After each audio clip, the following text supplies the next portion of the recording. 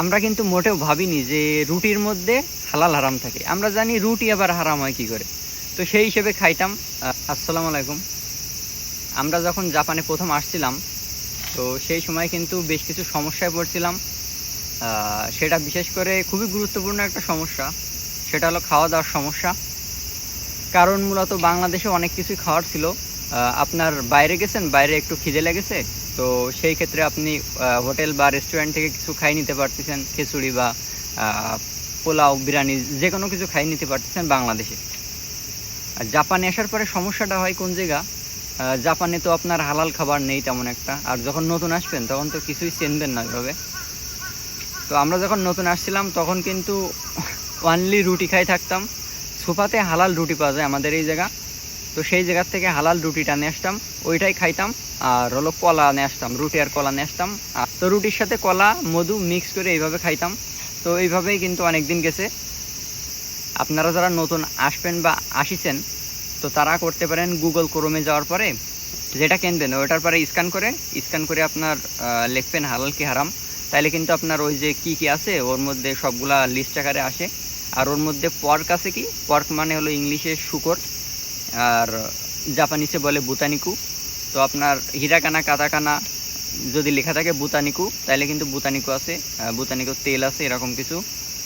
আর যদি পর্ক থাকে তো পর্ক মানেও শুকর, আর কাঞ্জি দেও বুতানিকু লেখা থাকে। তো এই চারটা যদি থাকে তাহলে কিন্তু হারাম। এ বাদেও কিন্তু অনেক কিছুই আছে, আপনার মাগারিন ব্যবহার করে, তারপরে অনেক কিছুই হারাম। তো সেইগুলা যদি থাকে সেইগুলা হলো হারাম। আপনার যে এটা সার্টিফাইড থাকবে যে এটা হালাল সার্টিফাইড, তখন কিন্তু বুঝতে পারবেন যে এটা হালাল। আর এইভাবে কিন্তু আপনারা দেখে হালাল সার্টিফাইডগুলো কিনতে পারেন। আর একটা জিনিস, আপনার এটা হলো ফ্রিতে আপনি করতে পারেন। আর জাপানে কিন্তু হালাল অ্যাপস নামে একটা অ্যাপস আছে, তো সেই জায়গায় কিন্তু আপনার মাসে কত 200 ইয়েন বা 300 ইয়েন এমন দেওয়া লাগে। আমার একটা ভাই বলছিল, আমি যেহেতু ইউজ করি না হালাল অ্যাপস, তো হালাল অ্যাপসে কিন্তু আপনার অল্প কিছু ইয়েন খরচ করে আপনার প্রতি মাসে প্যাকেজ কিনে আপনি অ্যাপসের মাধ্যমে যেটা কিনবেন ওটা স্ক্যান করে দেখতে পারেন যে এটা হালাল কি হারাম। তো এইভাবে কিন্তু আপনি করতে পারেন। কারণ এই জিনিসটা শেয়ার করার মূল কারণ কি, আমরা যখন প্রথমে আসছিলাম জাপানে, আসার পরে অনেক দিনই আমাদের মানে খাইতে অনেক অসুবিধা হয়েছে, যে কোন ড্রিঙ্কসটা খাবো কি খাবো না এটা জানতাম না।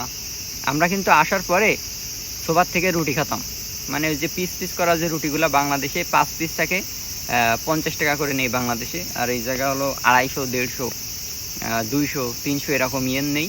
এক প্যাকেট 5 থেকে 6টা বা 7টা থাকে।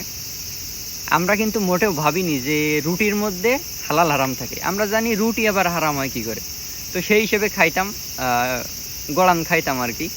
তো তারপরে যখন ভাইরা বললে যে এইভাবে হারাম হয়, এর মধ্যে মাগারিন বা বিভিন্ন ধরনের পর্ক, বুতানিকু, শুয়োরের তেল এগুলা দেওয়া থাকে, তারপরে ঘি আছে অনেক ধরনের, এগুলা ইউজ করে, তখন কিন্তু হারাম হয়ে যায় মূলত। তো সেই ক্ষেত্রে বুঝলাম যে রুটি হারাম হয় কি করে। এই জিনিসটা শেয়ার করার আমার একটাই কারণ, জাপানে আসার পরে কিন্তু মোটামুটি খাওয়ার কষ্ট হয়।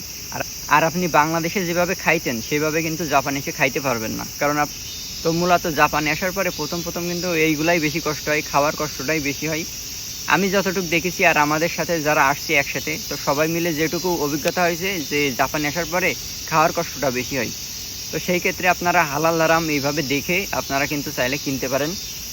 আর বেশ কিছু জিনিস হালাল রয়েছে, খাওয়া যায়। তো আপনারা যদি জানতে চান তাহলে কমেন্ট করতে পারেন, তো সেইগুলো নিয়ে অন্য একদিন ভিডিও বানাবো। তো সবাই ভালো থাকেন, আল্লাহ হাফেজ।